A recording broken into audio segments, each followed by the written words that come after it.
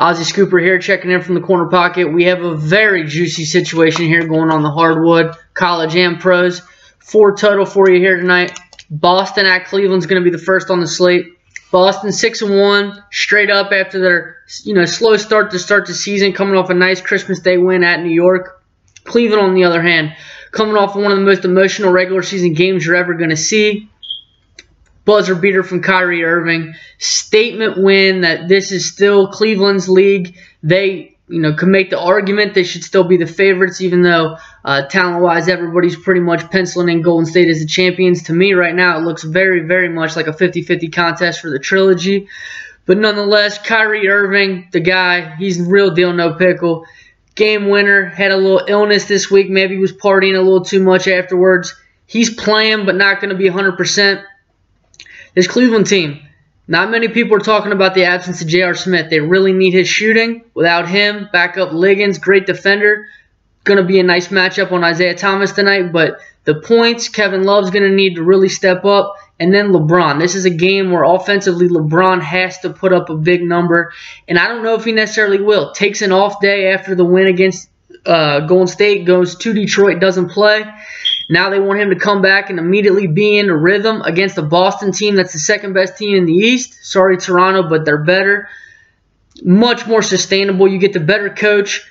You get a team in the East that's trying to make a statement. This don't forget about us situation. Meanwhile, Cleveland off the huge emotional win. I think it's just a beautiful storm here. Celtics pull the outright upset in the 6. Thank you. I'll have another. Next on the slate, Toronto at Phoenix. Toronto plays Golden State last night. Trails 21-4, 3 minutes in. Battle. Kyle Lowry plays 40 minutes. DeRozan plays 39. The game was, pretty fun to watch. Up and down, hectic pace. Here, Toronto, Canada team out on the West Coast. After tonight playing at Phoenix on a back-to-back, they go at San Antonio, at LA. Situation where not quite that. It's not really an energy spot for him. It's a letdown spot. Back to back with the minutes played. Terrence Ross played 36 minutes, and really Phoenix, they're on a back to back also, but not a single starter played 30 minutes. And Phoenix 3-10 against the spread in their last 13. Young team, Dragan Bender, top 10 pick, real big disappointment. Looked like a bust. Last 2 games started to get something going. 11 and 10 points back to back. Also, Marquise Chris, another young guy starting to play some ball. And then T.J. Warren, flat-out star out of NC State. The dude scores in his sleep. Puts up 22 on a regular basis. He missed about 2 weeks when they went on that tough stretch. He's really that offensive piece that they were missing. With him back, with Bledsoe and Booker playing against another young team where it's like, hey, we're young guards too. Look out for us. Phoenix, I like them in an outright upset. Toronto, 19-7 against the spread in their last 26. 2-4 in their last 6 after a 17-3 run. It's time to come back down to earth, Toronto. You are pretty good, but you're not this good. Phoenix, much hungrier, just in a very good spot, similar to Boston, maybe a little bit better spot. Getting 9, thank you. I'll have another. Give me a little money line with it. Up next, Philadelphia 76ers at the Utah Jazz. Now, this is interesting because you got Joel Embiid now playing.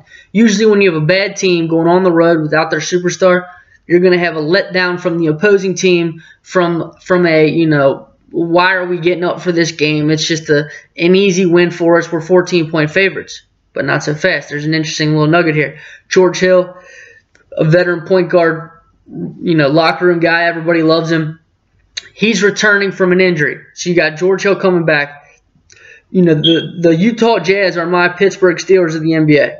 And just like the Killer Bees, we got the Killer H's. I don't know what we'll call them. Something with H's we're going to have to come up with here because we got Hill, Hayward, and Hood. And these 3 can all play. They do unique things. Rodney Hood is a slasher who can flat out shoot the ball. Gordon Hayward, needs to work on his closing ability. But between the lines for the first 45 minutes, as good of a 2-3 guard as you want to find in this league. Derek Favors and Rudy Gobert. I mean, Philly tonight, Jahlil Okafor is about the offense they have. You got Gobert in the middle. I could see Utah being up by 15 after the first quarter, running them off the gym, beating them by 37, and it just looks like free money. Usually in situations like that, a little pause for concern, but I see an energy spot for Utah against a really bad team without their best player. Also, Gerald Henderson, a perimeter defender, good shooter. He's out as well. Puts Nerlens Noel back in the starting lineup. Guy was a little disgruntled, complained about how many minutes he was getting. So now he's going to get back on the court, playing with a little uninspired, trade me mentality. I don't know how hard he's going to play. So, Utah, they went on a little 9-1 run against the spread a couple weeks ago. Now they're 1-4 in their last 5. Philly, respectable, 5-5 in their last 10. Little side nugget here. Philadelphia has had 2 days off since their West Coast game the other day in L.A., I believe, or Sacramento. 2 off days for these East Coast boys out on the West Coast. Who knows what they've been doing? That's a lot of time off. Going to Utah, tough place to play to begin with. Getting their star point guard back for the first time. They're going to have their starting lineup in a long time. Utah in a flat-out rout. Last on the list, a little college action for you. Kentucky goes to Ole Miss. Kentucky off of the tough Louisville defeat. Saw them in that great game against UCLA. Everybody falls in love with Kentucky. Obviously, it's an auto bet for a lot of Joe public out there. Ole Miss, very, very underappreciated team so far. Haven't really seen too much of them. People are going to find out that this team is talented. They play Creighton, who a lot of people were saying is a Final Four team. At Creighton a couple weeks ago, led 46-40 on the road. Second half, Creighton just got too hot. Went 16 of 26 on threes, found a way to win the game. And, it was a hard-fought battle. Creighton won by 9, but Ole Miss was in the game. Tells me a lot about what kind of team they have on the road, came ready to play. Now, with Christmas break, 7 days off, Kentucky a little rusty, not quite in that groove for the second half run towards this postseason that they're going to be after. Ole Miss, for 7 straight days, everyone around town talking about Kentucky coming to town. They've had this date circled all season. Give me Ole Miss. And I think this comes down to the wire. You're giving me 10. Thank you. Scooper will appreciate that. 4 games for you. A little recap. I like Ole Miss. I like the Boston Celtics. I like the Phoenix Suns. And I like the Utah Jazz. I hope you have fun watching the games. Contact me for any VIP services.